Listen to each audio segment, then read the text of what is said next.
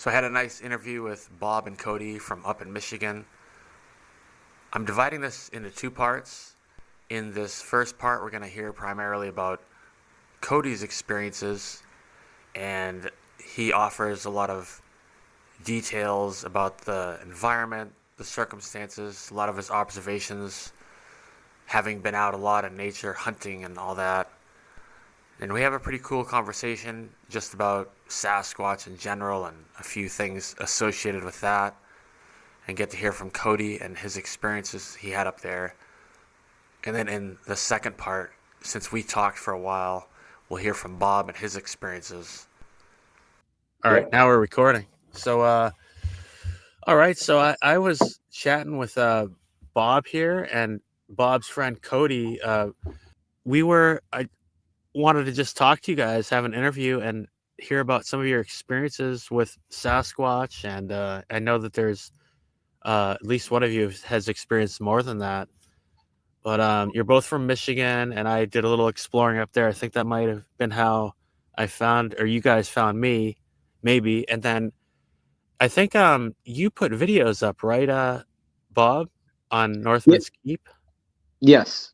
And Cody, do you? I did see a comment from you. Do you do videos at all, or do you just have like a YouTube account? Yeah, I just have a YouTube account, and it wasn't until like I was watching another like a Sasquatch YouTuber's one of his videos that had taken place in Michigan, to which then, I had reached out to him, and then, more so I'm just like a lurker on YouTube. Okay. And then I just decided to reach out and share my experiences when it came to finding structures while I was out hunting in northern Michigan. And to which then, if you go to my channel now, I only have, I think, one video up, and it is of like the structure. And then most of the videos that I have on my channel are all hidden. Okay. So I'm not, the way that I say it is that, I go, like, I love to hunt, and things find me rather than I'm going out and looking for them, is the Mm. best way I can describe it. Mm. Interesting. Yeah, I did actually see. I have to remember not to like yell into my mic here. Calm it down here. I, I talk like this, like a radio DJ. I did actually, I think after talking to Bob, possibly, or you might have left a comment, and I took a quick look at your channel and saw that you had been on Sasquatch Theory, so I checked that out too. And so yeah, that was pretty cool, and that was a while ago too, right? So you've probably thought about it a little more since then. And yeah, so do one of you guys want to start it off and just kind of mention a little about yourself, if you were into this stuff before, or just how you got into it? I think I'll give it to Cody. Okay. All right. Um, well, for everyone that is watching, hello, my name's Cody. I am from a small town just a little bit south of Saginaw, Michigan. Originally from southern Michigan, kind of on the Michigan-Ohio border. The reason why I moved up here is just because my fiance is from the Thumb. And so we were looking for an area that was just neutral for both my family and her family. And then we ended up in the town that we ended up in, just because it's almost smack dab, an hour and a half one way for each, one of our family members to come and see us. We had moved up here, and actually this February, we've owned our house now for 2 years. And, growing up, I've always been a really big hunter. My dad's from northern Minnesota, and everyone on my mom's side of the family, like everyone hunts. Maybe not my mom, but all the men on, in my family, they all hunt. And so when we had moved up here to, the small town just a little bit south of Saginaw, I was looking for areas that I wanted to go and hunt. I love hunting public land just because not only, is it free other than buying your license, but it's also, just a really cool way to just explore the world around you and nature around you. It's a privilege to even be allowed to do stuff like this, to go in places that normally you'd never think you would go. I wouldn't call myself brave, but I'm not scared either to go into very deep areas. And I don't know if it's just because, it's just the curiosity in me that really makes me want to do it, or it's stupidity. But whatever way that I would like to take it, I always go with safety as, my number one priority. And also, just to preface this before we get into any other conversations, I do have a bachelor's degree of science in mechanical engineering technology from a Ohio university. I won't say exactly which one, just for anonymity or anonymous reasons, I should say. Sorry. So everything that I'm going to describe and explain today, I just wanted to say that I take the scientific approach to everything. Before I jump to conclusions, I try to rule out every other plausible possibility before I end up coming to the conclusions that I come up to. Anyways, once we moved up here, we got settled in. Bow season was right around the corner. So thank God, someone decided to come up with the Onyx app, because it's just a very easy way to find local areas that you can go and find public land to go and actually hunt. And again, not sponsored in any way by Onyx, but it's probably the best app that you can have, especially if you want to go, really off the grid exploring into very deep areas. I mean, there's been times where I've, taken the Onyx app and have tried to, I've gotten to a very remote spot, and then I've tried to go and find my way back without it. And all I can tell you is it's about nearly impossible, unless you have, it's a snowy area and you can follow your tracks back. You can get turned around very, very easily in the areas that I go. So, anyways, I end up going and I ended up finding the Shiawassee, and for the all the local Michiganders here. When I was on Sasquatch Series, you guys really let me have that. Bob knows the comments were brutal because I just moved up a year prior and wasn't really privy to the correct way of saying it. Yeah, yeah. Oh, yeah, man. It was it Funny. was brutal. They're like, "Oh, what is this guy saying?" And like one guy, it's like I He's think one of the alive. most He's not from Michigan. yeah, no, I think the one most like comment was someone like actually like did like they said shy wasi. Say it right. Every time if I try to go watch that video again, like that's the one comment that always pops up. I'm like, dude, this guy's just gutting me. So, anyways, so I ended up using Onyx and I ended up finding the Shiawassee National game area. And this video is on my YouTube channel, the one that I ended up doing the post interview posting of it, just because I wanted all the viewers of Miguel's show to actually be, able to see the structure, number one, and then also number two, the area. The one thing that I did do was I hid all the locations exactly where I was at. So, like, if there was any road names or anything like that, I did take those out just for the simple fact that if there is a hive of Sasquatch in this area, the last thing I want to do is be the one responsible for, non-hunters and people that might go there, disrespect the land, Mm. and, do other nefarious things that might actually agitate the population to move out. Anyways, I had went to this spot. I ended up finding it. And then so, early bow season came around. October 1st in Michigan is when bow season starts. So I find the one spot, it's just often, BFE, just in like the back area, swampy, area of this wildlife refuge. So they had a parking place. So I go and I park in this spot because, from afar, while you're looking at it on Onyx, you're like, oh man, like, this looks like an easy walk, because in Michigan, the DNR, Department of Natural Resources, they don't do this in many areas, but like in like southern Michigan, I've never necessarily seen it. But the more you get up north, you see a lot more of like the local DNR, like they go and they actually have locations where they go and they pay farmers to actually just like plant crops on the land, farm it, till it, leave all those crops there for the wildlife to actually go and eat. To which then that keeps the populations all kind of clustered in one area.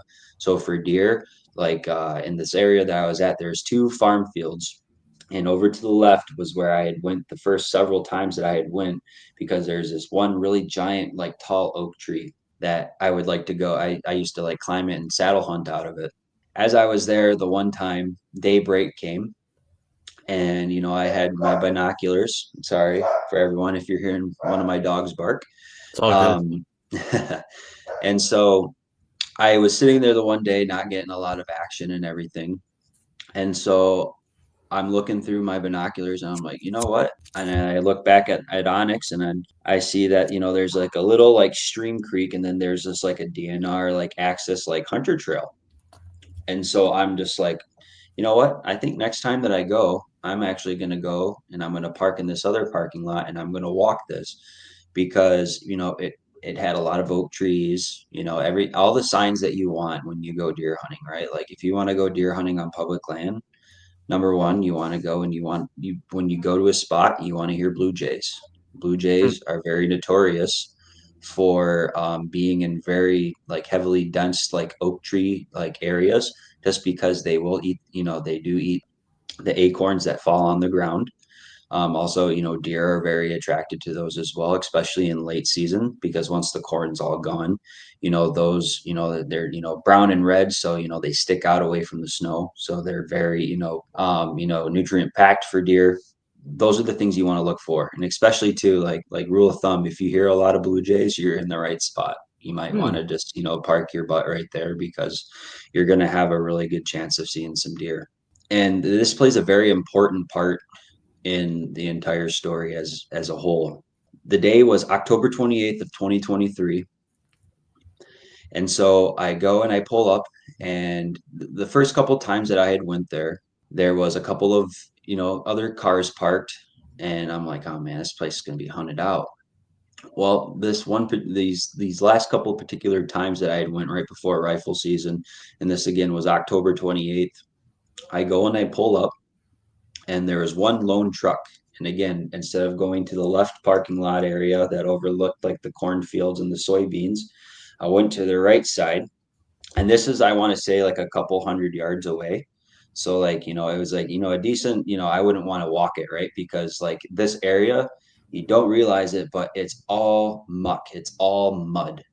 One little cool little tidbit too is one of the times that I had went there, I had actually found an arrowhead, and it had been tilled up by the farmer, and I had just been walking and I ended up finding it. So this area too, like, it has a lot of Native American, heritage and folklore and everything too. So actually finding an arrowhead out in the wild, all the years that I've hunted, I've actually never done that. So like that was actually something really cool. So I go to this one spot, and this is the part I want you to remember, because still to this day I don't know what happened. I've looked into it and I still can't find an answer to it. So I pull up, and it was like an old like Chevy Silverado, and in this Chevy Silverado, when I pulled up, this whole day was weird, man. So Chevy Silverado's there, and on the armrest inside, I'm getting all my stuff on. I walk past it, and just like in the back of my head, or like just something I always remembered, was that there was a McDonald's bag sitting on the armrest of this truck, right? And so didn't think anything of it at the time. So, I go and I do my thing, and I'm walking this trail. And what I thought was just like a little stream, it was actually like a drainage ditch, like for like the actual like farming area as it was.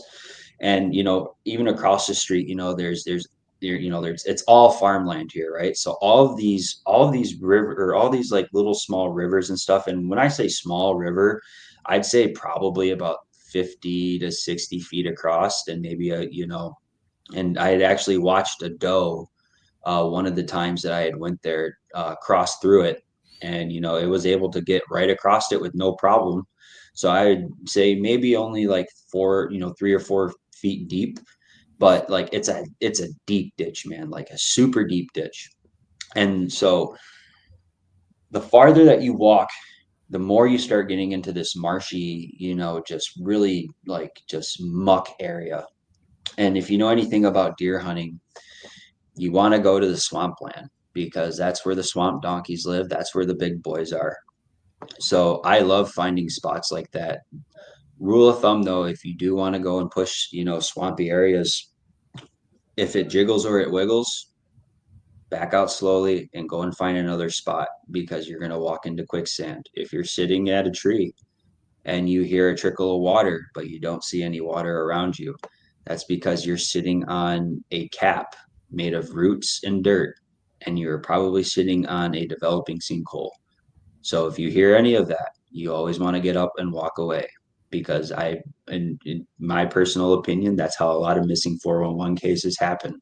So this particular day, I'm going and I'm walking. I'd went up and I pushed up and like, and when I say like this area is like treacherous, man, like it is wicked. Like it goes from just 0 to 100 within a split second. And so there was like this really nice patch of oak trees that, I had seen deer before, like in my binoculars. And I'm like, you know what, I want to go up here and I want to go and, set up here.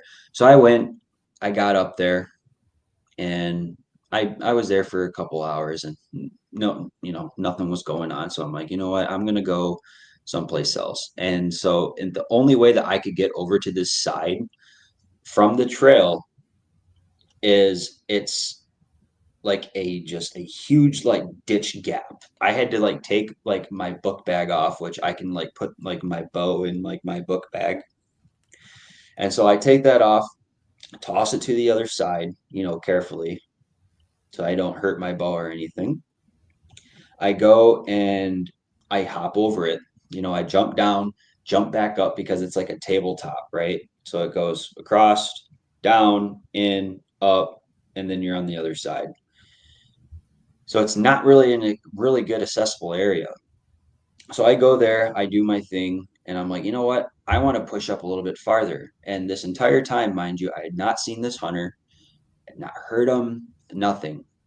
So then I decide I want to go push up because like it's just this trail continues on. Like it was just an endless trail. And I'm like, you know what? I want to push up a little bit farther because I'm looking on Onyx. And I'm like, okay, this is starting to get really marshy. I want to get past these woods and see if I can get like set up, maybe over into this like other area where it was just like a little tiny patch of woods, but it opened up into like this marshland, which like had like a natural like land bridge that would like actually take you over to like the corn and everything. So I thought it was like a nice funnel for deer.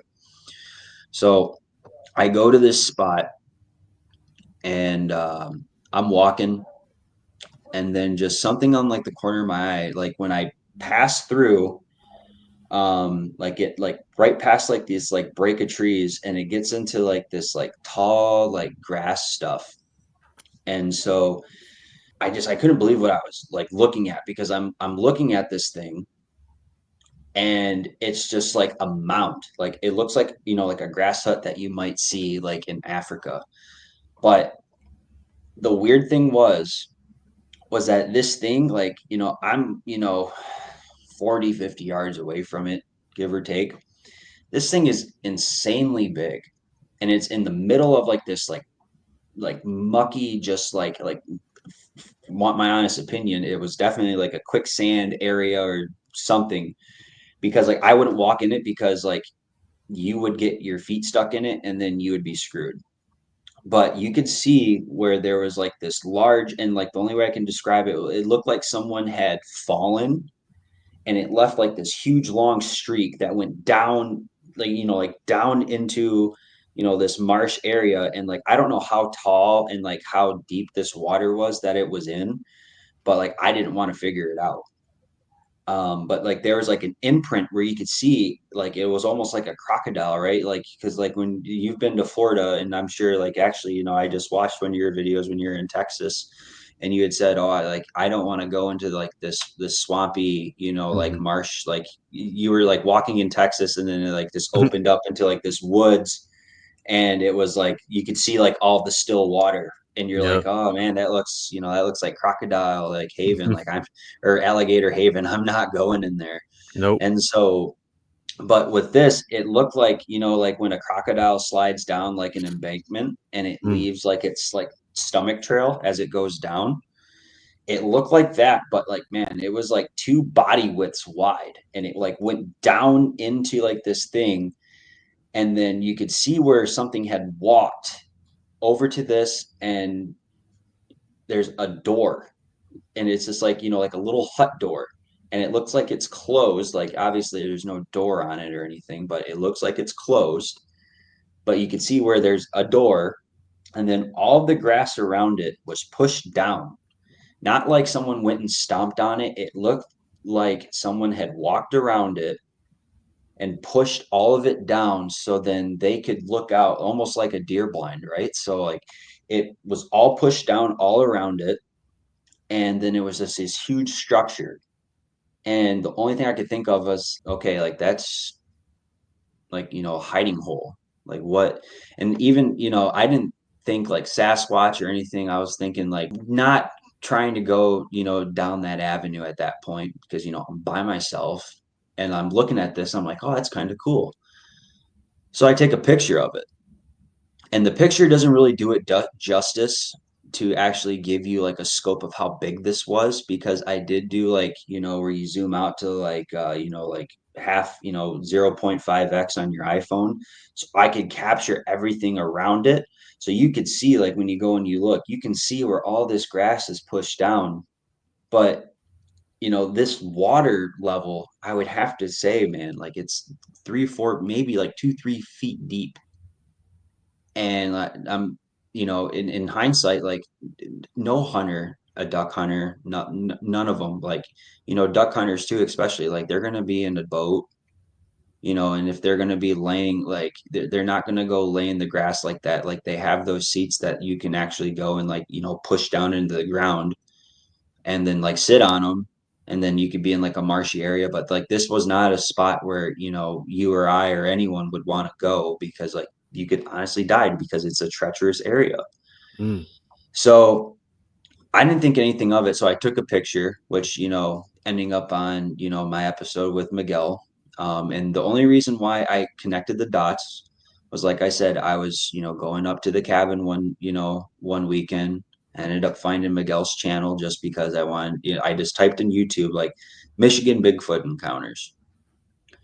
I came on to the one where he was discussing with the guy all these different structures, structure types. And then so every now and then as I'm driving, I'm looking down and, I'm seeing all this stuff. Well, then I looked down at one of them and it looks like one of the pictures. Like it just like it kind of clicked in my head where I'm just like, where have I seen something like that before? And then I start thinking about it and I'm like, wait a minute. I was like, so then, when I got done driving, I went through my phone and, again, this is a year later, going through my phone, there it is. It is almost the identical type of structure that this person had found in the middle of the woods that is just miles and miles and miles away from civilization. It was the identical type of thing made out of long grass. And the weird thing too about this whole structure was that you could see sticks and everything else intertwined into this structure.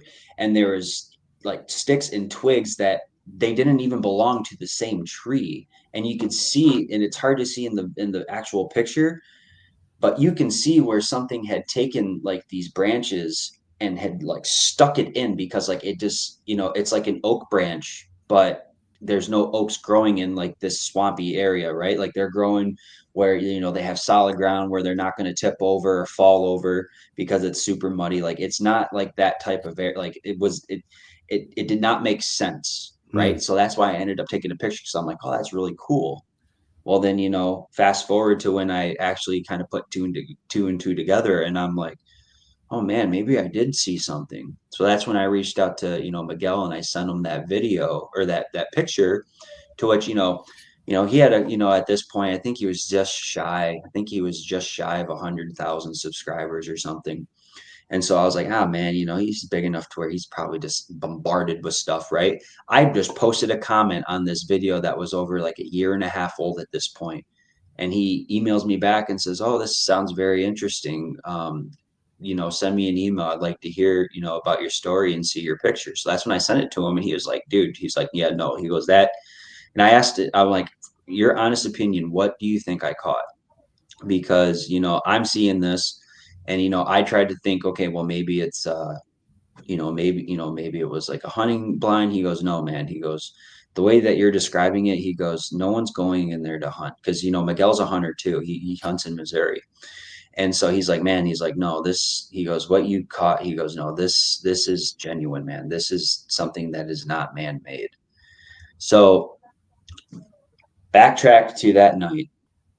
I end up going and pushing a little bit more north of that structure because there's another patch of woods. So I get up in like this little kitty cornered area, and I'm like, you know what, I'm gonna hang here until dark. So I end up getting, and I always take like one or two sticks. Sometimes I take three, but like because like this was such a long walk, I only ended up taking two of my sticks with me. So I went and I just sticked up. I ended up actually just one stick in it just because I'm like, you know what, I don't really have much more time. I don't want to be, fiddling around with both of my, climbing sticks. I'll just pop one up and hop in a tree for a bit and just really kind of just hug the tree and just overlook like this marsh area going over into this natural land bridge. Like I'm just going to chill out here. So I did. And the weird thing was, and it happened to me again this year. I don't know, and I mean you've captured a lot of great horned owls and barn owls and other owls Mm. in your videos, right? Yeah. You ever hear owls make you're like you hear like an owl hoot, but it doesn't sound real? Mm. That's what it sounded like. Like it wasn't like a great horned owl was like "Woo, woo, woo, woo." This was like "Woo, woo, Mm-hmm. woo." And like it just in my head, I'm like, that's not an owl. So here I am thinking, I'm like, all right, this hunter that's here with me is fucking with me. He saw me come in. He does not want me in his area. It's a telltale sign when you're in a good area. Someone's going to try to scare you out if they're a douchebag, right? So like in like public land, like people get very territorial too, especially if they have like a really good spot. Like they'll pull some really weird things just to make sure no one else goes in that area. I'm guilty of it too. Obviously, I'm not going to go and scare anybody, but at the same time, like I'm not, I'll say like, hey man, like if someone like I've maybe only like one or two times had someone walk by me, I'm like, hey, like they have no idea I'm there. I'm like, hey, and they see me like, oh, sorry, and they turn around, they leave. I'm like, okay, that was easy enough. But so I'm sitting there and I hear this, and I'm like, that doesn't sound right. So I start kind of getting a little creeped out, and then by this point, it's already dusk. So I take my stuff down and I start walking back. Mind you, this whole entire time, once I get, all my stuff packed up and I'm walking back, and I would go and grab my book bag to show you what kind of book bag I have. I can put my bow in the back, which I did. And when I bow hunt too, I always carry my pistol with me just to be safe. Especially if you're going out alone. Like a bow is one thing, but like if you run into a cat, which there's cats in Michigan now, like mountain cats due to deforestation coming in from the west, a lot of them are starting to come out here. There's wolves. I don't give a shit what the DNR say. There's wolf tracks. These things are here. They won't acknowledge them because they don't want to scare people. So Mm. knowing that, I always carry my pistol with me. And so I put my bow in the back because there's, if I have to shoot something, obviously, if something's going to attack me, like I'm not going to shoot with my bow in the middle. Then, when it's dark, like okay, like that's a terrible idea. So I put that in the back. I go and I strap both of my sticks onto the back of my book bag, and I'm walking. And I have like a 700 lumen flashlight that I carry with me, and I can adjust it to where it just brightens up this whole area, like like a 50-foot radius. Like if I shine in my backyard, and I live on several acres, like I could look at my whole entire backyard like it's the middle of the day. And so this thing is extremely, extremely bright. And so it's just giving me a peace of mind and comfort. So as I'm walking, I just start getting like this really, really creepy feeling, like I'm being watched. But the entire time, I don't see a hunter's light. I don't see a red light or a green light, which a lot of hunters will use just because deer are colorblind. So if you use like a green light or a red light, deer have a harder time seeing that. But if they see like a normal LED, like bright light, like they associate that with movement, and they can actually see that. So then, they'll, run away. So a lot of people, if they're trying to sneak in or out of their stands, you know, they'll use a green light or a red light. Well, with this one, I don't give a shit. When I pull that thing out, it's I don't give a shit. I need to get out of there. So I'm starting to get a little creeped out. So as I'm walking out, just something was just like telling you like keep like look behind you, look behind you. So I'm looking behind me. There's nothing there, obviously. There's no hunter light. Like I'm not seeing no lights. And I'm like, okay, like either this guy is, you know, like just like the most hardcore dedicated hunter, or like something is going on. So and like earlier in the day, and I'm sorry I forgot to mention this part. After I got set up in that second area, I heard 3 gunshots. Mind you, this is bow season. Mm. Grant, pop, chalk it up to people getting ready for rifle season. So they like, they're, shooting. But when you hear 3 shots, boom, boom, boom, that's international sign for distress. Mm. It never really popped in my head that, maybe that other hunter I was with was in trouble. And still to this day, it honestly bothers me because I don't know if I would have been able to find him. I didn't hear any yelling or anything, and like the shots, sounded maybe like a like mile and a half, even farther back. And like in my head at that time, I had thought maybe someone was target shooting or something. No. So as I'm walking out, I start hearing things moving, often into my left, back like where those oak trees were. And at this point, I had already walked past the structure. I'm already past that, and I'm back to like where the oak trees are. So I'm not too far. Like I'm only like half a mile, maybe a mile away from my truck. And so I look over to my left. I don't see anything, and I'm shining the light, and like I can hear something, but I don't see anything. So then I call my uncle because at this point, like, I know my uncle, like he will always answer, like, I love my mom and dad, but my dad always puts his phone away once he gets home from work. My mom does the same thing. My uncle always has his phone on him. So I call my uncle and I'm telling him, like, hey, told him what I was doing. So, he's just talking to me and we're just, shooting the shit. And I said, man, I keep hearing something. And at this point, it makes my skin crawl because the only way I could describe it to you is it sounded like it happened 10 feet, 15 feet behind me. But I just hear, and it sounds just like a baseball bat. Whack! And it was just this super super loud like break, like I could hear what if it was another tree smacking another tree. It wasn't like a tree falling, right? Like you can hear it going crack crack crack crack, and then you hear it hit the ground. This was like a whack, just one hard whack. And then as soon as that happened, it sounded like something was running right at me, like, and I start screaming. I pull my pistol out. I'm pointing my light, and my uncle, I have him on speaker. He's like, "What's going on? What's going on?"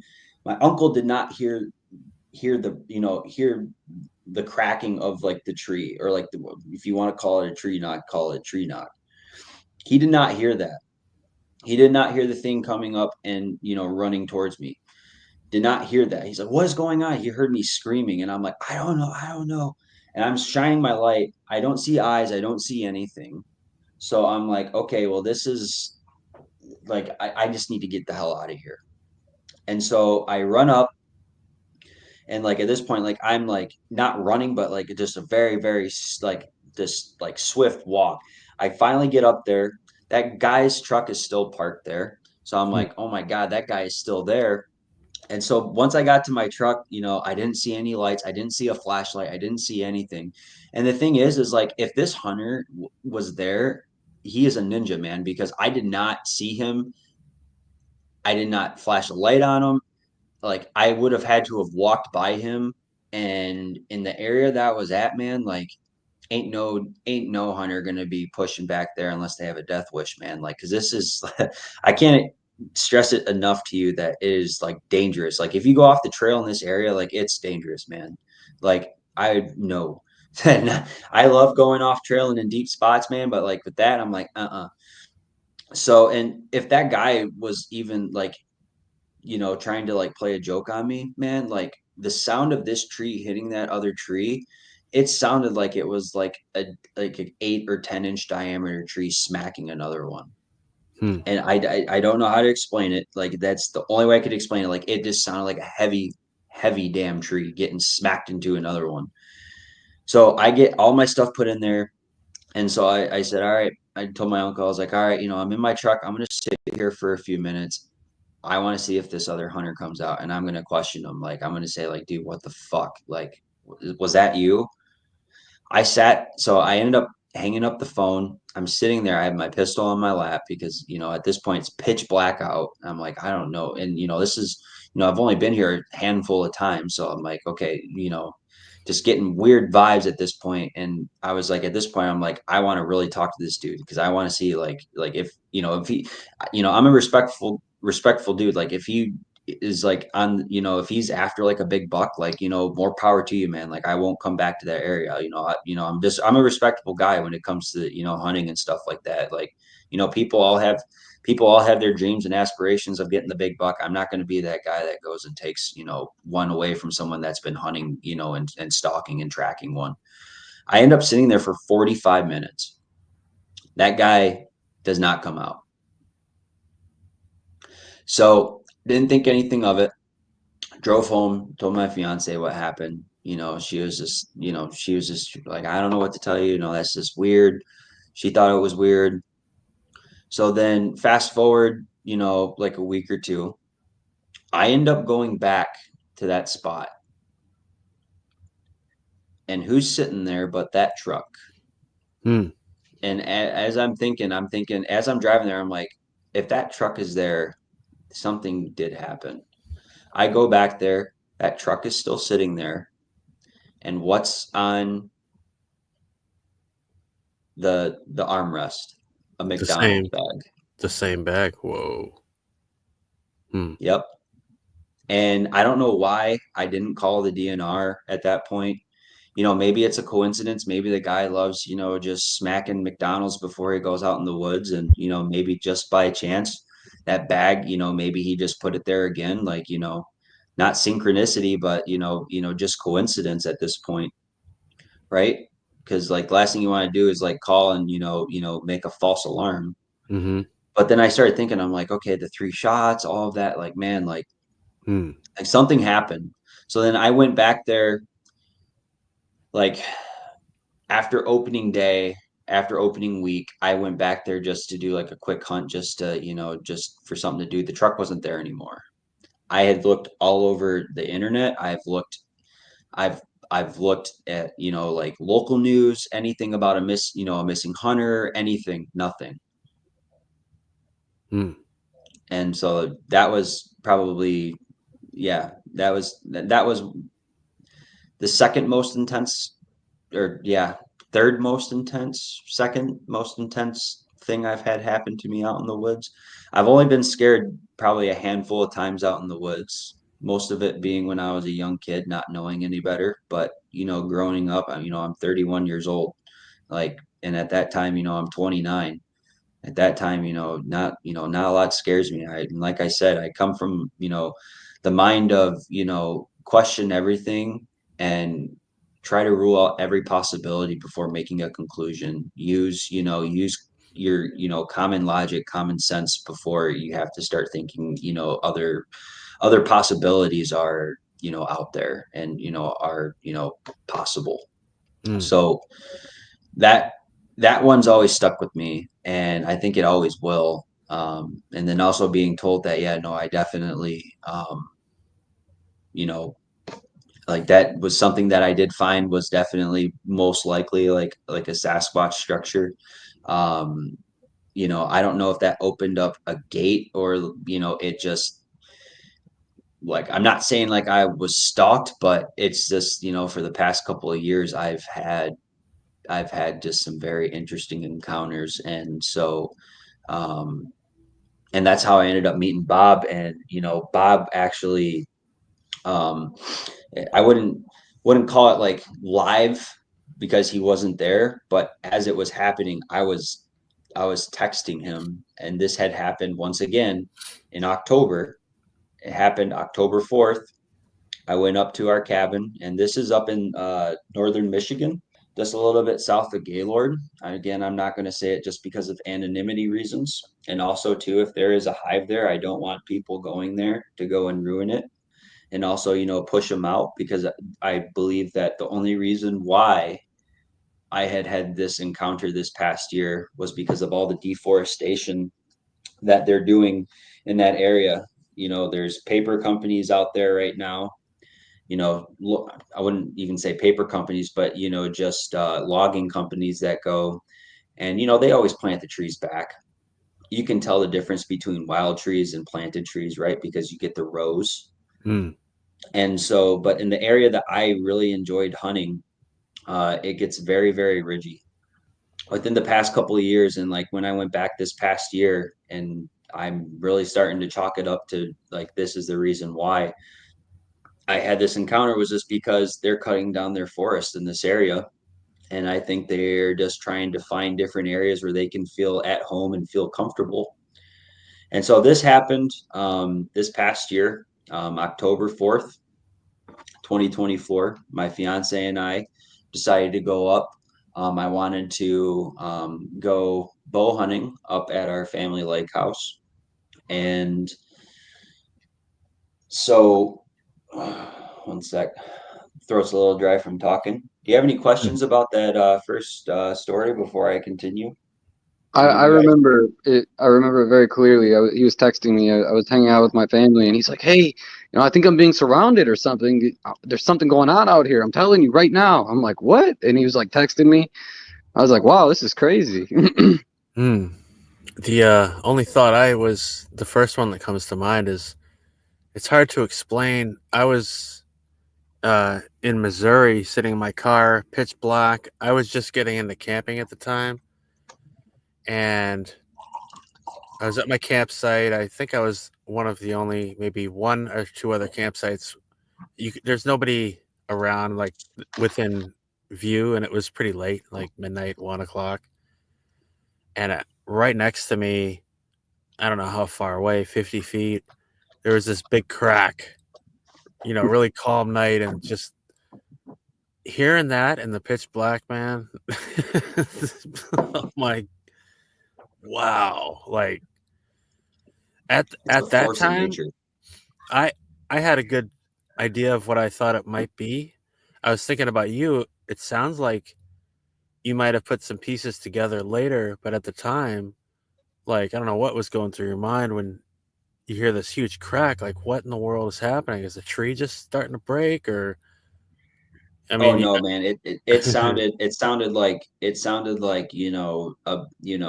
Shohei Ohtani just went and just hit a bomb to center field, man. Like it sounded like intentional more than it sounded like natural, if I so can say it like that. you must have thought, like, I mean, if I'm putting myself in your shoes, like, did that freaking other hunter just like do that? Like, I mean, what the heck else would it be? And, Scary and too.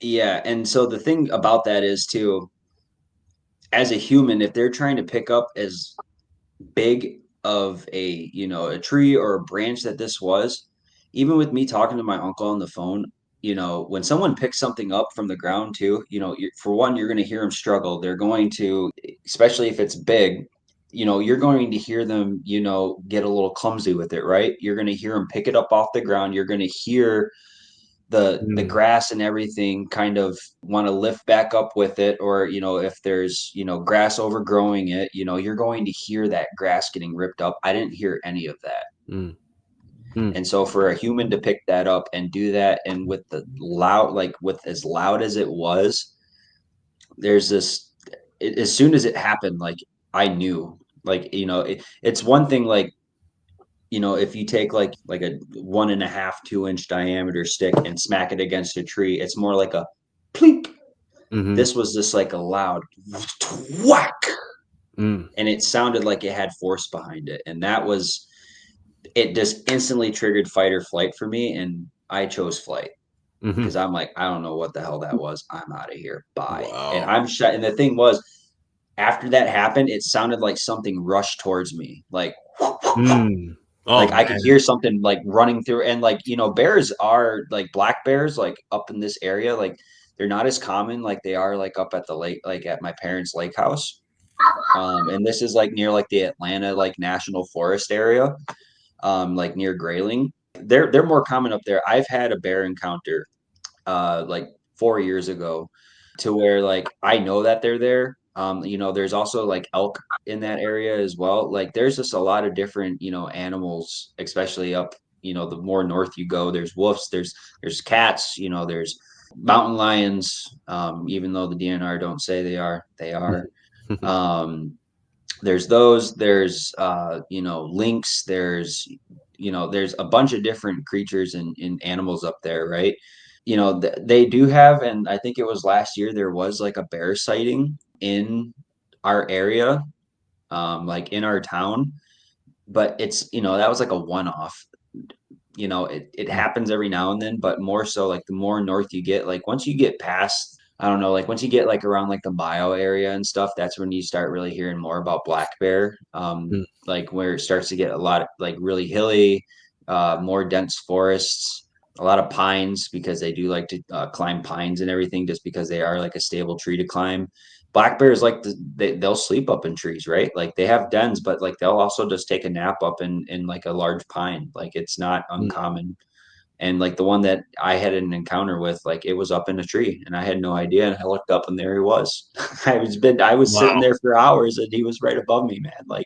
Mm. Like that like, yeah, it like those things, like they do happen. But like when that thing rushed at me, had it been a bear, they will mock charge you.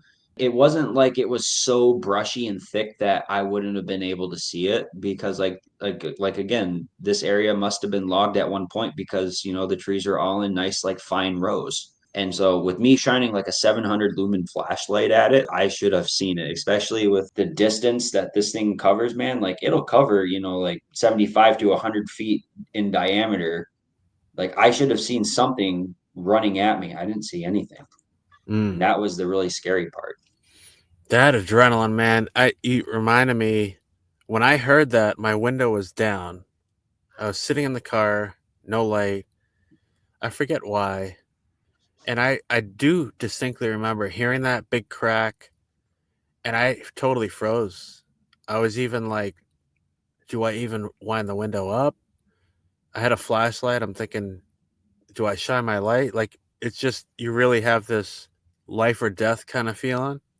Like, whatever the heck that was, whatever I decide right now could make a big difference. Like, Mm-hmm. I just froze. I'm just literally, I don't know what to do right now. Didn't even want to turn my head. It just is something looking at me. I remember just not even. I was into Sasquatch. I had just been getting into it, so that did cross my mind. But you also don't know. Like, what did a Mm-hmm. bear? Was a bear just in a tree and it broke the branch? I don't know. Yeah. Yeah. It honestly, like with that, like that thwack noise, in hindsight, the more I thought about it, it didn't sound like, like A a break. break being caused by like a structural load being put on Mm, something and it mm, falling. Like it sounded like it was intentional. Like get the hell out of here. Or like it wanted to scare me. yeah. That was the most, that was the craziest one. That ugh, like too close for comfort, really. Up until this past year, I don't know where Bob went, but I'll wait for him to. Oh, there he is. Oh, he's plugging in. Okay, Oh yeah. Sorry, my phone was dying. that's all Just right. all right, now we're good. Now we're charging. Okay. All right. So, any other questions before I tell you about like the next thing that had happened to me? You had me thinking about the quicksand area with that how unusual it would be to have a person do that. I was thinking of some kind of strategy there where you're hanging out in your blind or whatever you want to call it, and Mm-hmm. by your assessment, I'm gonna have to guess that on occasion a deer or something is gonna go through there and get stuck. So you could think there's a little strategy behind that location there, Yeah, like almost like a Venus flytrap, right? Or like just right? like a fly trap, right? And Mm, it's easy pickings at that point. And not just a deer, it could be a fox, it could be anything that tries to go and navigate through that. Duck, geese, duck, there's pheasants, like mm. easy snatch and grab type of situation for them, right? So sorry, had to burp there.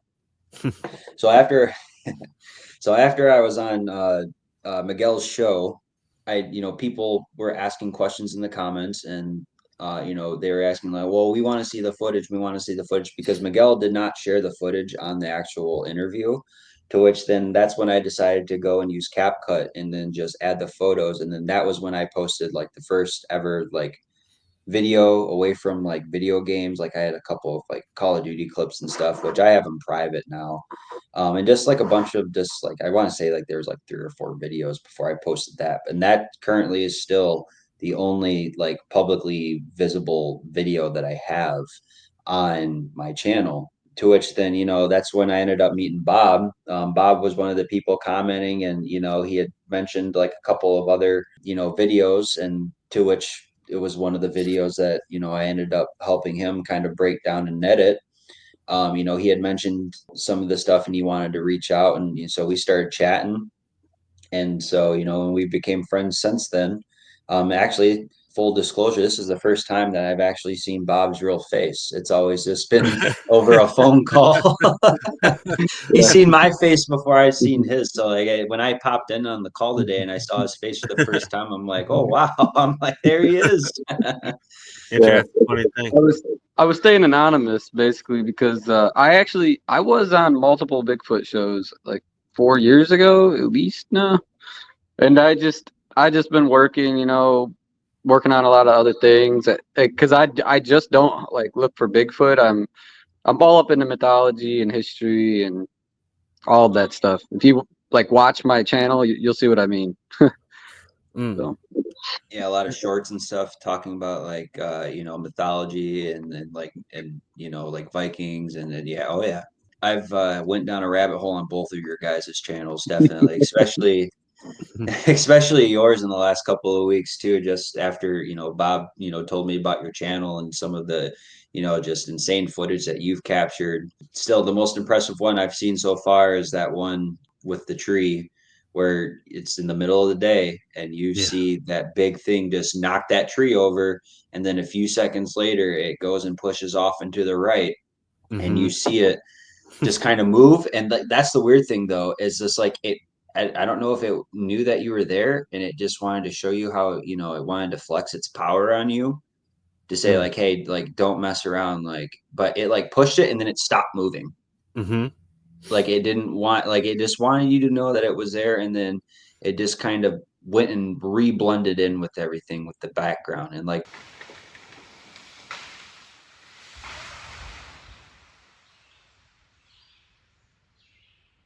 like I was saying before we started recording, it's almost like these creatures have like that Vanta black colorant to it, which with Vanta black, like it's more of a pigment. Like it actually it does not reflect light, which is the reason. And again, for everyone, like I'm an engineer and I work in the automotive industry.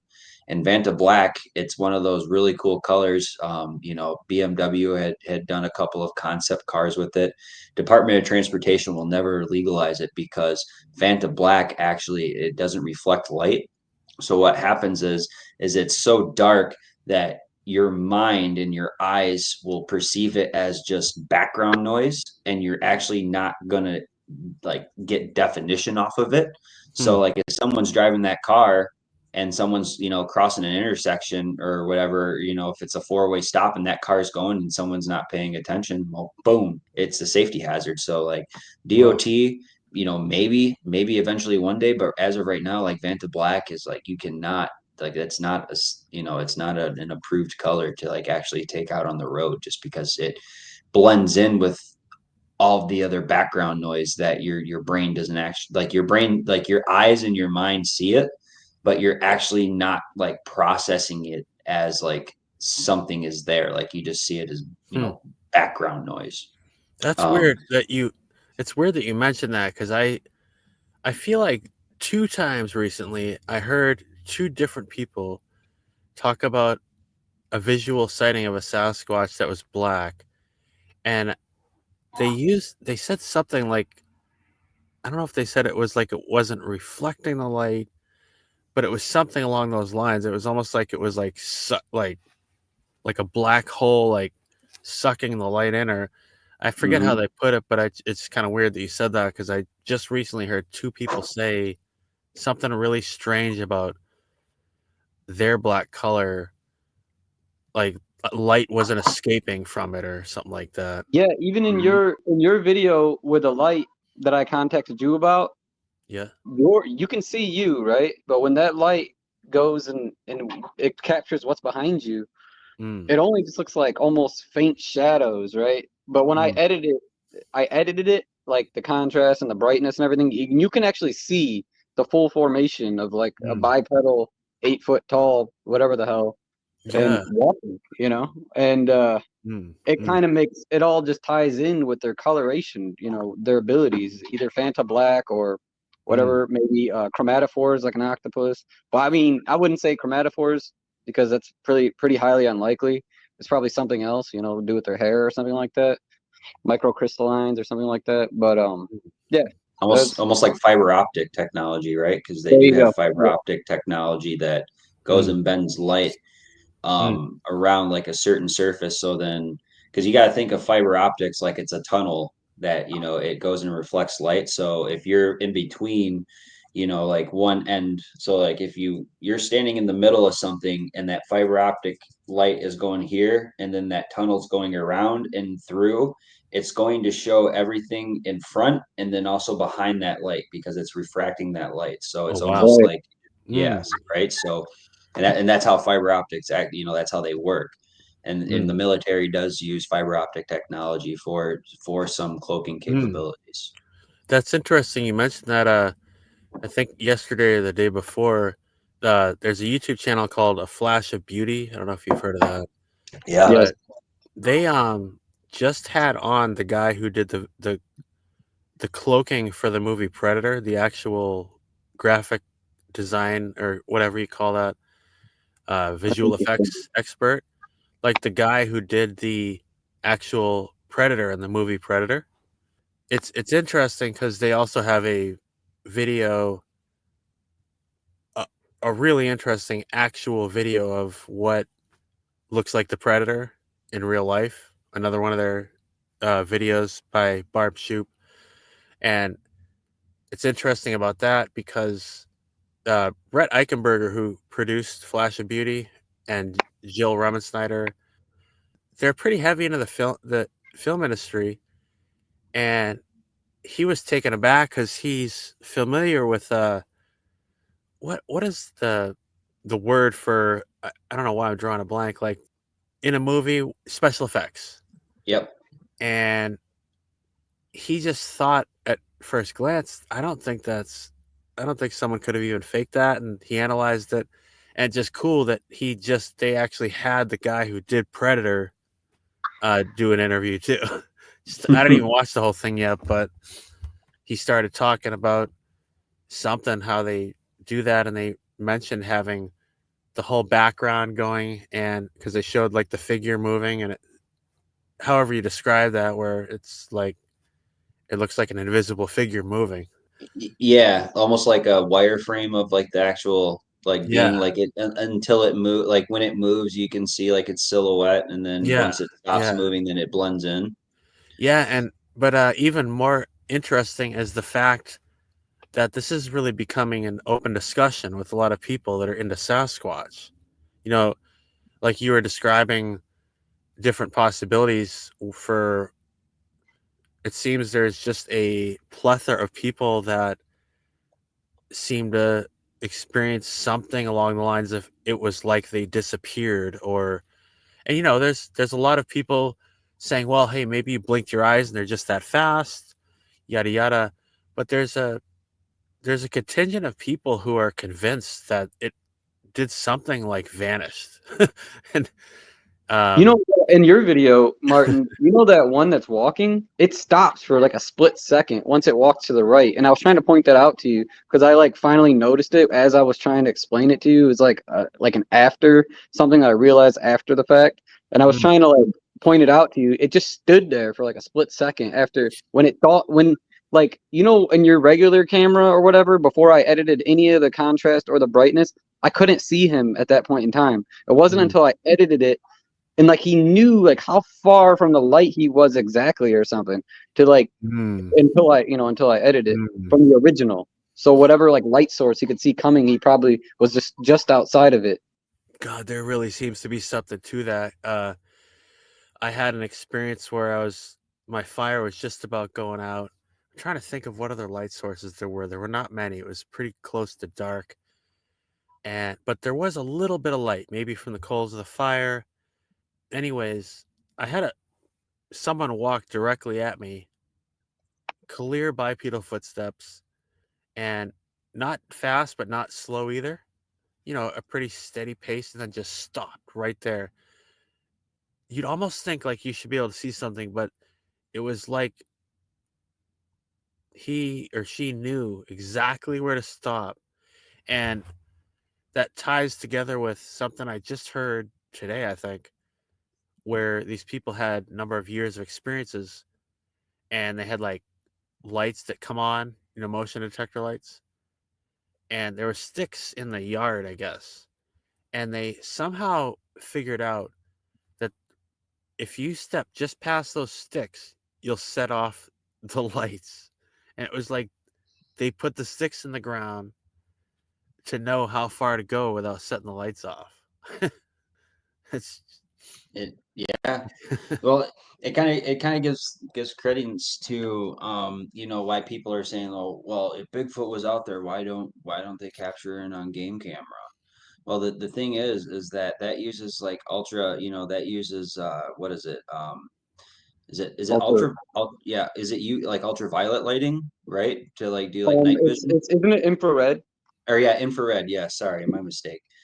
So yeah, it uses infrared, but if you go and you take like an actual like light spectrum, like a spectrometer like camera, and you go and you point it in the direction of like an actual, like game camera, you can see that light coming off of the game camera. You can't like see it with the naked eye, but if you use like certain, like spectrometers and like cameras that can go and like and sense like light like that, like you can actually like it makes it visible. So really. and then yeah, and then you go and you look at so like perfect example. Hmm.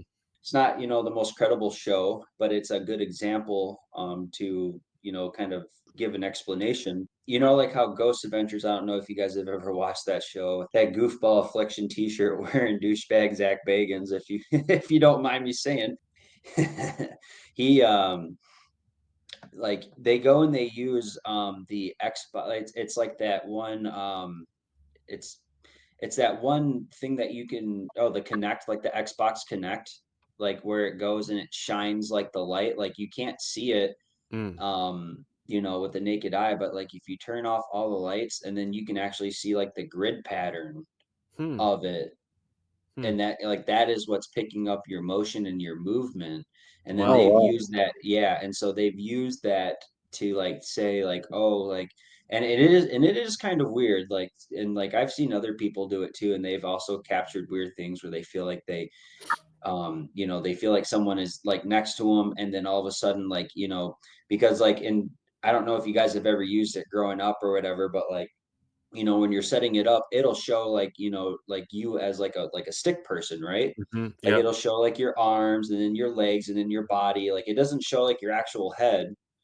But then like they'll go and they'll use that like when they're doing like an investigation, and they'll be like, oh, like I feel like someone's to like the right of me. And then like they show you the camera, and then it'll show like just something like for a second like pop up, and it shows like, arms or legs, and like, the long stick head, and it's like, dancing on their shoulder or something. Like, Mm.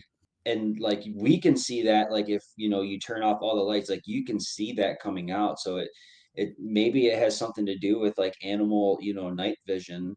or I think maybe it's so. only certain animals can see in that, that Mm. certain, color spectrum range. And then when Because they they see reflect that, light, right, out of their eyes, like other nocturnal, or there's another word where it's like right at dusk. I forgot what it's called. Crepuscular. Oh my God, I can't. I'm bombing the word, but crep. Mm. Just forget it. But if you look it up, there's animals at dusk or whatever. They a lot of them also have like a night vision. You know, Mhm. the tapetus lucidium, tap tacitum. What is it? Tapetus lucidium or something? Sounds Mm. about right. I'll take your word for it. Something. What is it called? God, I can't believe I can't even think of these words right now. But yeah, it's that Mm. reflective film that Mm. animals that have night vision have. Yep, like cats and like dogs and yep, yep, Deer, bear, yep, yep, horses. yep. Yeah, yep. And but yeah, maybe it has something to do with, like other deer, right? Like maybe they don't see that as like a threat, but then you have an animal that's in the animal kingdom that's more sentient than other creatures and knows that that True. is something that actually may cause harm to them if they walk through it. Maybe it hurts them in some way, but maybe more so they just associate that with humans because they watch humans put that up, and then Mm. that scares them away from actually walking through those. And Mm. that's my honest opinion I think is it's a combination of Mm. both. Just because when I'm watching that video with Martin, and dude, it like the little tiny sliver of light, it knows where Mm. it's just to the right of it, and you can't see it in the original video. Like I said, I had to edit the contrast and brightness, and then you could see it. It stood still and watched him for a minute. I was like, holy shit. Because I seen it walk. You can hear it walk. And as I told you guys earlier, I'll say it, live. Or if you have an Audacity file or a better, audio software, you can see the footsteps and you can hear them, right? You got headphones, you turn it up, you amplify it. They're Mm. clear. These are clear sound imprints, and they're at the same distance as a bipedal creature would walk. So you see it in the video. You can actually see it. Like I said, it's hard to see. It looks like faint light, just a giant silhouette, like a shadow or something. And it's funny because you can see Martin and the same light source, not being, restricted by anything. That's all you see. These like little, like these tall shadow type, like a Mm. whitish, like an off-white, grayish type of shadows that walk. And then you can hear them also. Clearly, you can hear them. If you got headphones and if you have good headphones, you can hear it, no problem. I don't even have the greatest hearing. My hearing is decent, and I can hear it no problem with Mm. like decent headphones. And when you put it in Audacity, the foot signature, like the bipedal walking signature that you would see in an audio, it's clear.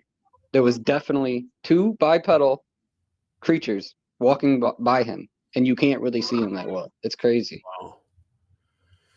I've never thought about them seeing like the edge of the light like that. That's it makes sense, and it's funny because when one of you guys just said maybe they think it could harm them, and I just had this memory of the one of the really well known Sasquatch Chronicles episodes with Claire, the lady from the UK, Oh, that was amazing.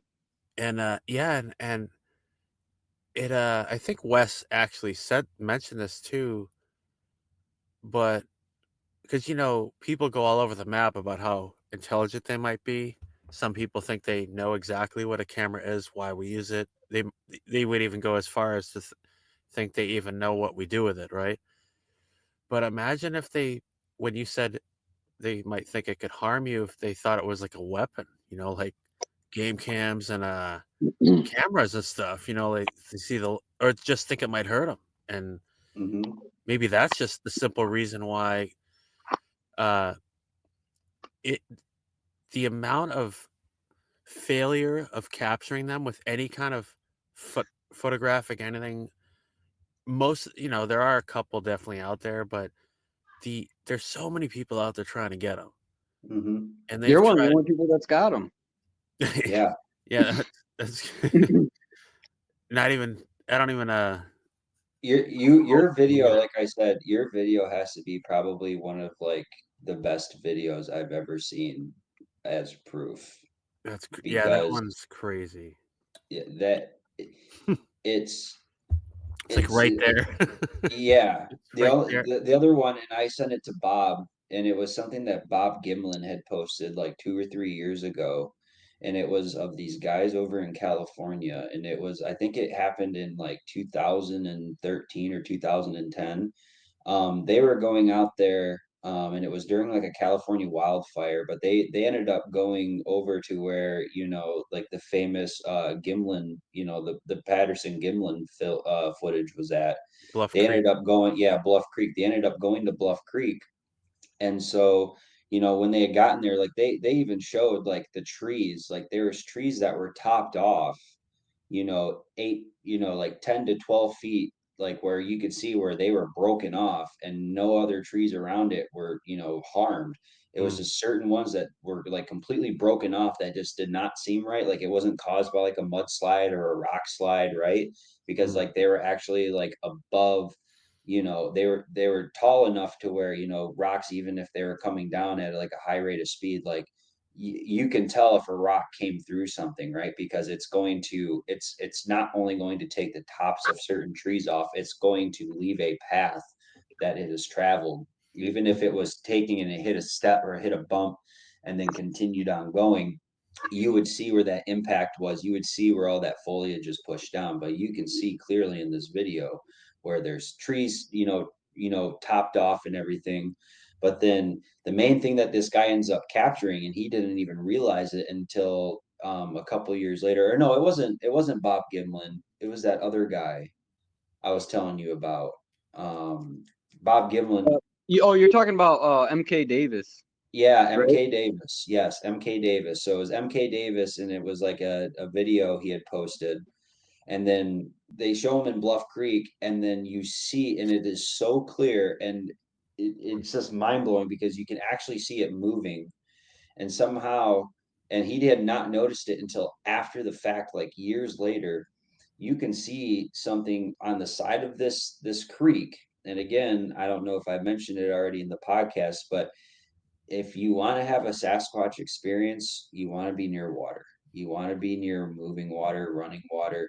Um, mm, I mean, all the experiences that I've had have all happened what? Near mm. water, near running creeks, near running rivers and streams. Like, I don't know if it has something to do with, their migration pattern, if they do have one, but I think they do, they follow water. I mean, all living creatures need water. They need food, water, shelter. I mean, that's just the three, the three main things that you need to survive in this world. You know what I think they can also survive off of?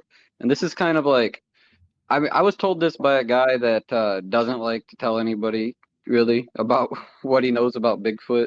I guess he's been researching him for a long time. I'm not going to give his name or anything, but I will give the other guy that passed away, Robert Dodson. He used to Yeah. bait them in with cantaloupe because it's water soluble plant, right? They Really? hold a lot of water. So it made sense to me. And then it's not these people aren't the only two that I've heard this from. I heard this from a lot of others, even in Russia when I was looking up Russian documents about what they were feeding on and things like that. They do like water soluble plants, and maybe they Mhm. get water from that when they're not like they don't have access to water. Are Mm. apples considered water soluble as well, or no? Is it more just like watermelon and Right, watermelon, melon, cantaloupe, but I okay, think apples are still water soluble to an extent. okay? Because I know that a lot of people do gift with those as well, and it Hmm. seems to be pretty Yeah, relevant. a Like lot of like people. like like Les Stroud, like the one with Todd Standing, which that I'll get back to Todd Standing here in a second. But like with that one video of where he's, in that one area with Todd Oh yeah, Standing, and he has the apple up on the tree, and crazy. Todd was nowhere even near this area at this point, and he confirmed it. and it shows, and again, it's on an infrared camera that Les tried to go and hide, that was pointed up at the tree, and within seconds, in one frame, the apple's there, and then in the next frame, it's gone. And the only thing that he ended up capturing was something at the bottom of the screen where you see it, where the apple's here, it's gone, and then you see something right at the end, like right in the corner go, and it's Mm, gone. And mm, so, Yeah. and he tried to break that down as best as he could, but no, like with Todd Standing, kind of going back to, like the Vanta Black, and like being able to just blend in with like the surroundings, just kind of just as like the color that they are. His famous videos of him doing the zoom in, faces of the Bigfoots where they're blinking, like his like most famous, Bigfoot evidence. I'm still kind of on the fence about that, just because it just doesn't, like, it. There's just so many open ended things with that, and I don't believe it. and yeah, it's really hard for me to like wrap my head around. And I would love for him to prove me wrong and get better evidence, but Yeah. like, but kind of going back to that, like you can see him zooming in, and it isn't until he gets to a certain point where he gets the camera right on the face, and then until it blinks, you don't see it because it just blends in with everything around it. mm, So that's mm. kind of like the last, sliver of hope that kind of keeps me going on maybe that is a credible video, right? Just because it's just like everyone says, it disappears, and then like when it wants you to see it, it'll let you see it. Hmm. But until then, it's just very difficult for the eye to pick it up. And they're Yeah. like, even with the video that I ended up editing for Bob, like I ended up asking him, because I'm trying to watch this and I'm not seeing it. I'm like, Bob, like, where am I supposed to look? Where am I supposed to look in this video? He goes, oh, and he's like takes a screenshot and circles it. So then that's when I end up going and I end up zooming in, and I'm watching. I'm like, oh, okay, yeah, no, I see it now. Oh, where was I going with this? The Bluff Creek video. Other than your video, like I was saying, is probably some of the best evidence I've ever seen. In Hmm. that video, you can see the arm, and it's like he's just videotaping like the actual stream, and you see, and like he has to go back and zoom it in, but when he does, like it's clear as day, like it's actually like it's not a blob squatch, like it's actually like you can actually see it. It goes and it reaches its arm out like this, and it has a white towel in its hand. And mind you, there's the forest fires that are going on in California at this time. It goes and it reaches and it pushes it down into the water, brings it out, and then starts wiping it. But it's kind of like in the video, it's kind of like faced away like this, and then like there's some trees and branches, and you see it reach out, go and do it, and then it starts blotting its face and making it wet. Hmm. And it's just like I don't know where it would have gotten a white towel at, but it's just you can see it, and like the way it moves. And this will kind of play into the next story, an encounter that I had, and probably the most intense one that I've had. But it kind of just, it's like lanky movements, like it doesn't move like a human. And Hmm. so that's why I'm just like, that is the most incredible footage, because you're actually seeing it move, and it does not move like a human. And then Hmm. going back to, um, what was the one guy's name that you said? There was the gentleman that passed away. Robert Dodson. Robert Yeah, Dodson. Robert Dotson. Because this next encounter that I'm going to tell you of mine, thank God for Bob, and I've met Bob, because he's given me other videos as referenced to help me look at it and help me make up my mind. And one of them was the I pissed it off Robert Dotson video. Okay. Because in this one, this is when, so this happened last year. And so I was going up to the cabin with my fiance. It was just me and my fiance and our two dogs. There's one guy, he lives right next door to our lake house, and he lives up there all year round. So he's kind of, he's not like the caretaker, but he overlooks the house. He's Him and his wife are very nice people. They keep to themselves. They come out every now and then, and I haven't even told him about this yet. But I'm sure We he'd got be this recorded, interested. guys. By the way, we got Cody's encounter recorded this time. This for future Yeah, reference, so you guys know. yes. Go ahead, Cody. Nice. And so there's some of the stuff that was recorded, and there's other stuff that only Bob knows because I was telling him as it was happening, and it'll make sense as to why. So like we have full accommodations at the lake house. Like this is on a private lake, no wake lake. It's beautiful water because again, no wake, so everything's either electric or it's paddle boat. No gas, nothing. Like you can see the bottom of the lake. You can go right to the middle, and I want to say it's only like 10 to 12 feet deep, like at its deepest area. Hmm. But the water there is beautiful. It's absolutely beautiful. And so we got up there. We ended up getting a late start going up there. And the only reason why we're going up there is because, my birthday was just a couple of days, just before, and my birthday fell during a weekday. But for my birthday, I wanted to go up north and go hunting. I wanted to go, into the downtown area because there's a restaurant that I like there. And I just wanted to have a good time with this, myself, my fiance, and our two dogs.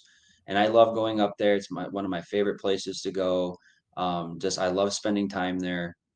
And so we end up getting a late start because I had to get home from work because I currently have a long commute from getting a little feedback there. So anyways, we end up getting a late start because I do have a long commute. Hopefully that's going to be changing soon.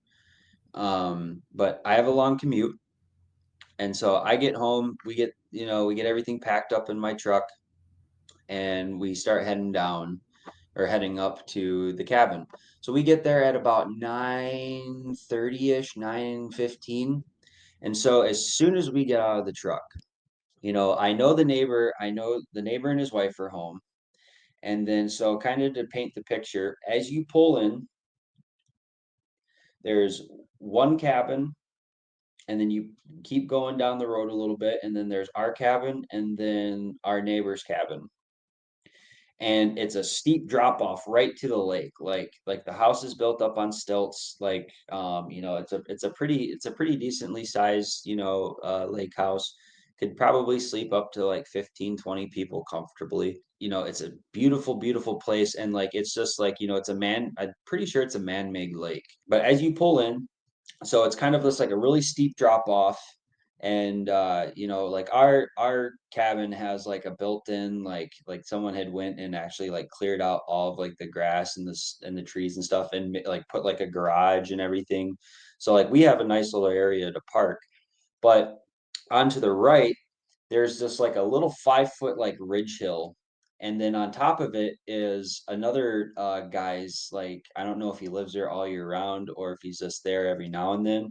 But I know for a fact that he was there because his lights were on inside of his house, and then he had his barn door light on, and the barn door light plays a very important role in this whole thing. And so anyways, we get out of the car, and so as soon as we get out of the car, it already just starts. And I know we kind of talked about this off stream for a minute, but it sounded like just continuous footsteps, like, and the only thing that separates us and this other house on top of like this little ridge is just a really thin line of trees. And then when I say thin, it's only like, like maybe a couple of big oaks, and the rest are just like little tiny like little bushes and like little like just like sticks and brush. So like I can clearly see on one side, and what if someone's standing on the other side, you can clearly see us. But I'm hearing it, and it's not just in one spot, but it sounds like it's like several things, four or five like different things walking, just like it's pre-programmed, just back and forth, back and forth. And so the neighbor, like, they go to bed early. I know they're home because my dad told me on the way up. He's like, "Yeah, make sure you stop in there, say hello."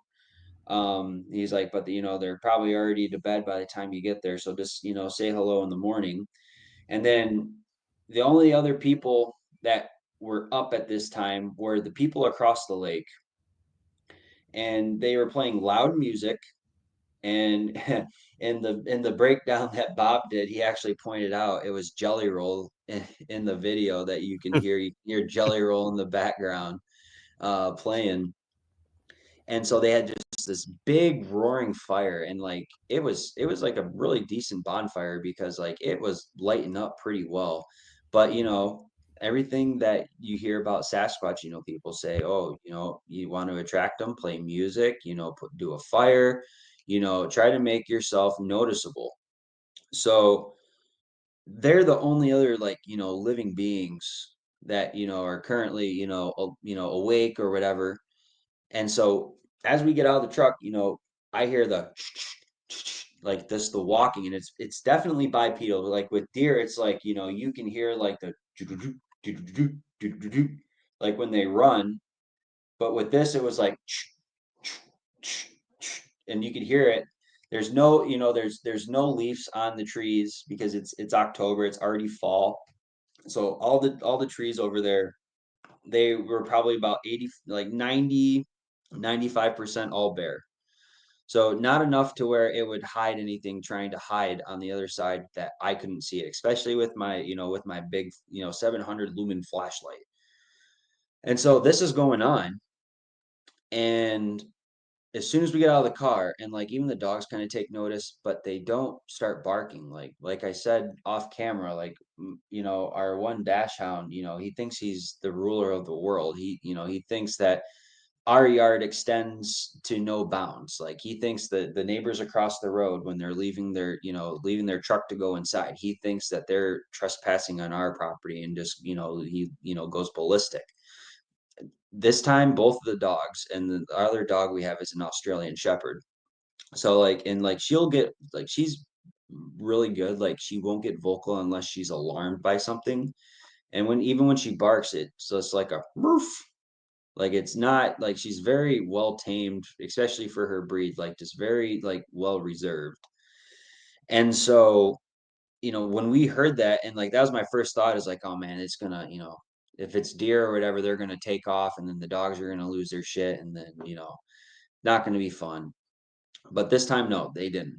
They just kind of like got out of the truck and kind of looked in that area, and then just kind of went down and used the bathroom. And my fiance goes, well, what's that noise? Like, what's that sound? I go, I don't know. I was like, maybe it's, some deer, or, maybe it's a bear or coyotes. I don't know.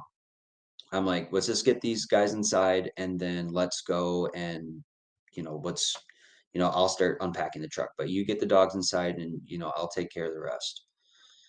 So this ends up being like an hour long saga. And at first, I'm not recording. And then about 20 minutes in, I'm like, you know what? I'm going to start recording. But the entire time, even before that, so at first, I start throwing rocks. And when I'm throwing rocks, I'm like, okay, well, if it's deer, or, a raccoon or a bear, I'm throwing rocks literally in the direction. And this is only 15 yards max across from like where like my truck is parked, 15 yards max away. Throwing rocks exactly in the direction that I'm hearing it. I'm hearing them over here, hearing them in front of me, hearing them to the right of me. And I'm throwing rocks, throwing rocks, throwing rocks, nothing. They're just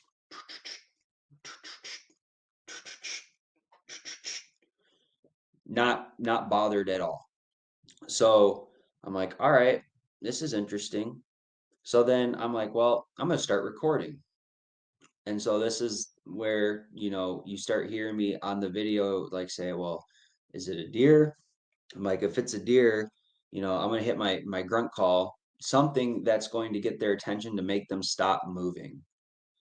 So you even hear me, brrrt, brrrt, brrrt. It was just like nothing was stopping whatever this was from moving. And it was like, the way that I would describe it, it was like when we pulled up there, it was like we were interrupting them from like their main source of entertainment, which was whatever was happening across the lake. And like they just wanted us to go inside and we were inconveniencing them. So they were just getting impatient and they were just going back and forth, going back and forth, going back and forth. And so nothing, nothing is stopping it. And you can hear all of this on Bob's video when he does all of like the editing for, like the audio and like, bringing up the, the saturation in the video. You cannot see anything at all. And I'm shining the flashlight in this area. It's not, nothing's going on. It just keeps happening. And then in the back of my head, I get the idea to start making the mock Sierra sounds. And for the people who are watching this and listening at home, the Sierra sounds was something that was captured back, I believe, in the 1970s by a group of hikers. I don't what it was in the Sierra Nevada, right, Bob? Yep, okay. And so they had captured it, and it sounds almost like samurai chatter, like two Japanese or Chinese people talking to each other in their native language.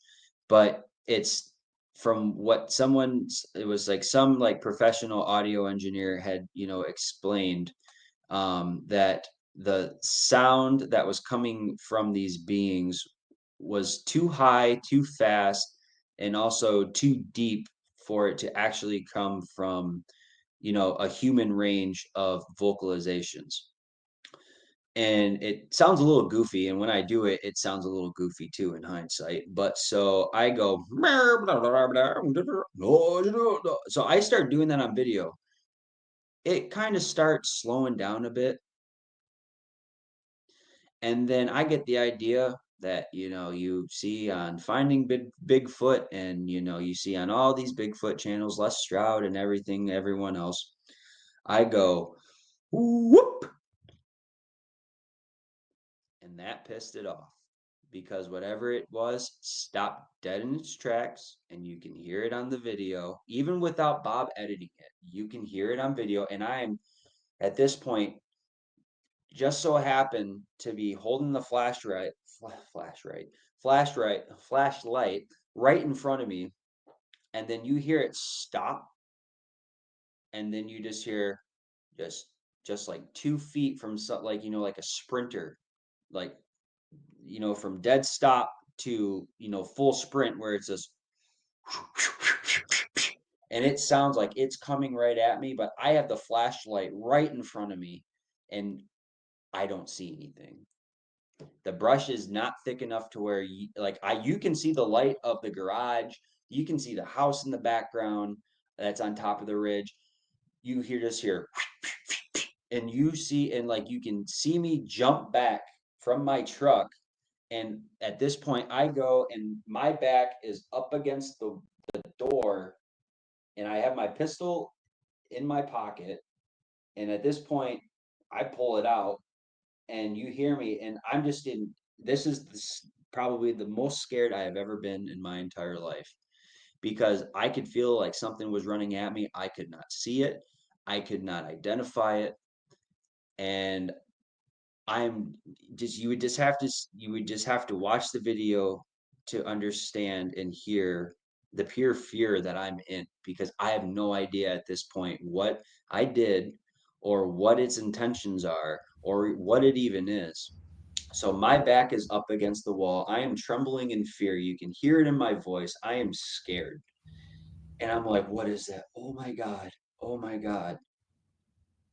And again, this is about 4 or 5 feet, a little bit higher than where the actual, road is that my truck is parked on. And so I'm looking up at it. So whatever this is, and in the video, it looks a little bit smaller just because I'm zoomed out again to like 0.5 times. So it's more, so you can capture everything around it. Whatever it is on top of the hill, and its eyes are both like each, like the size of like a coffee saucer, like, like a little coffee cup plate, about that big. And you see it it's not like a deer where when it goes down like this and it looks up at you, or anything that, is, an animal that, usually walks on all fours. It's not like this looking up. It was this. And I would say probably about 7 or 8 feet above the light of the actual garage. And you see it where it was like a couple of branches up like this. And you see this thing go and drop underneath, and all you see is eyes, and it's moving like a snake, and it's like studying me. And I've never felt hunted before.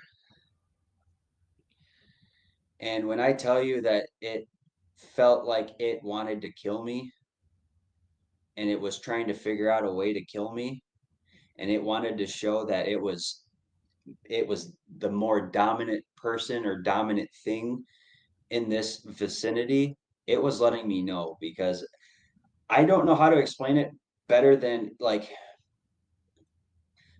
you've seen Harry Potter, right?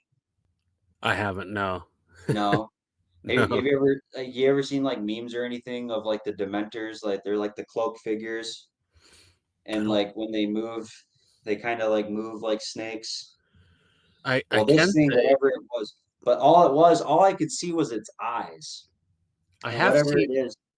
What's I have that? seen that once where pretty sure somebody got a Sasquatch and it was moving exactly like you're describing.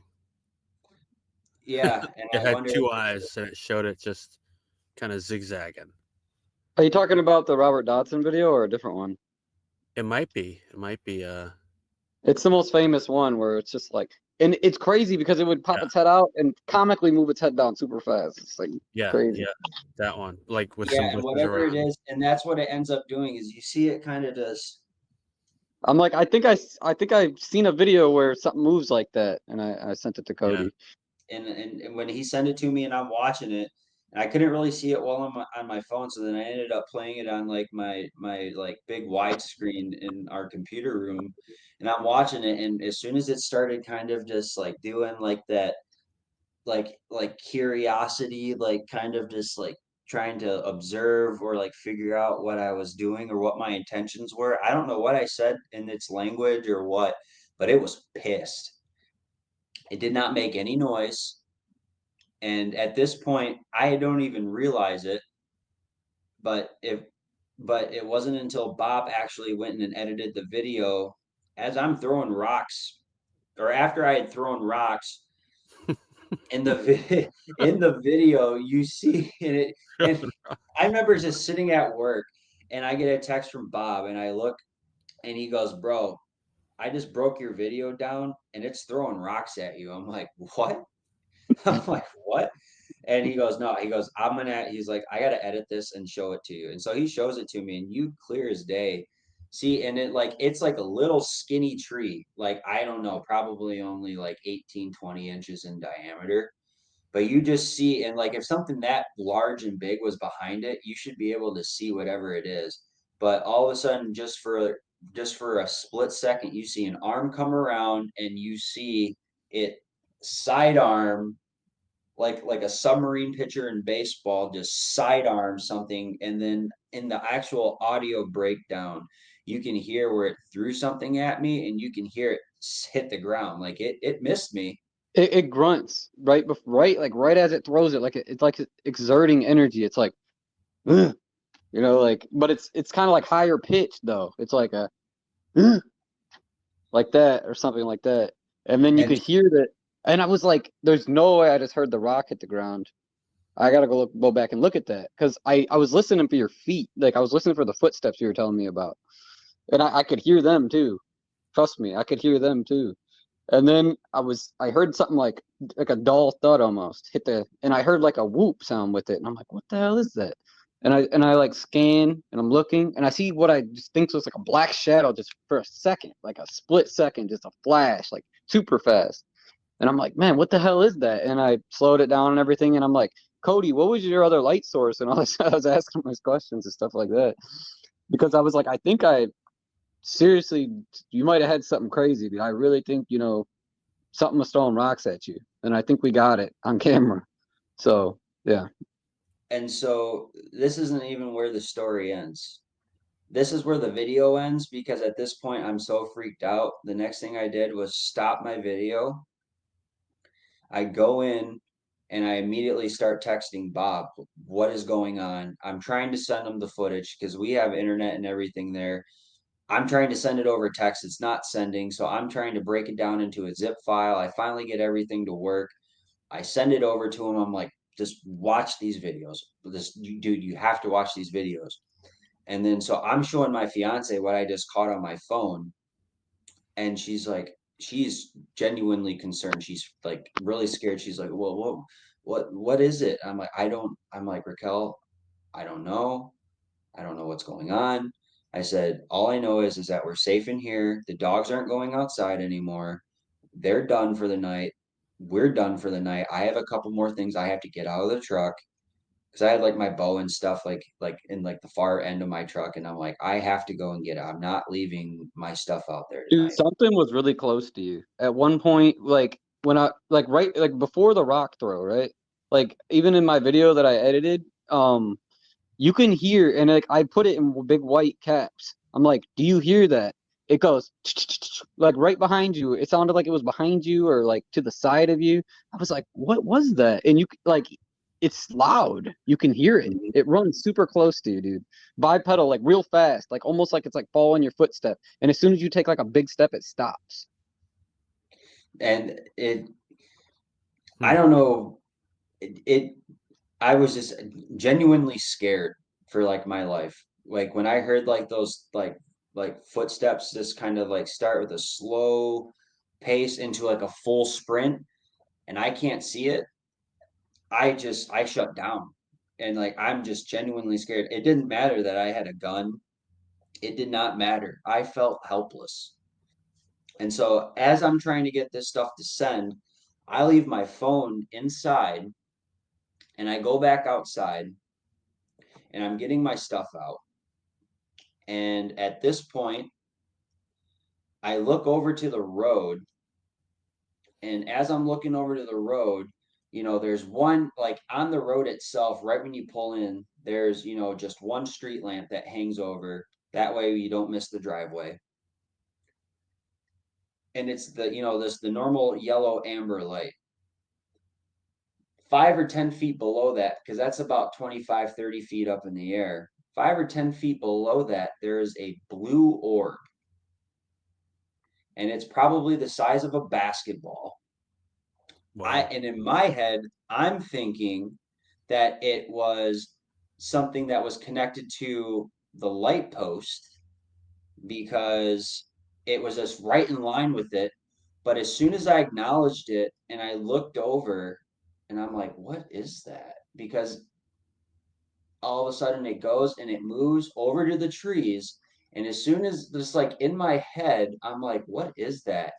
It goes and it's like the best way in color I can describe it as is it's like, like the Gatorade cool blue, like the Arctic blue, where Mm. it's like that really deep blue, or like a blue LED. It looked like a blue LED, but as soon as I acknowledged it, it went like kind of like shook and imploded in itself and went disappeared. And I'm like, what? I'm like, what in the flying fuck is going on? Mm. Just about at that time, here comes a car coming down the road. And it's not super hot at this time. It's probably about 68, 70 degrees. Maybe at that time of night, it was more like 60, 50, like 55, 60 degrees. Here comes a truck down the road. And as soon as that thing disappears, here comes the truck, slams its brakes on.